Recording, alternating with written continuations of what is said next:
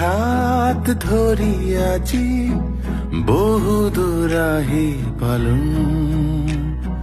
বাৰ্তালাপ কিনো কৰো নোকোৱাকৈয়ে বুঝো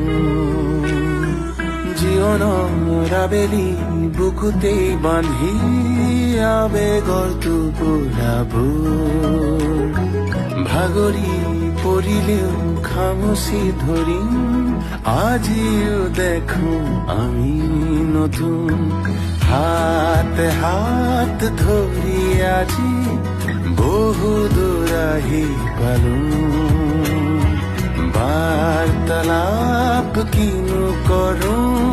নোকোৱাকৈয়ে বুঝো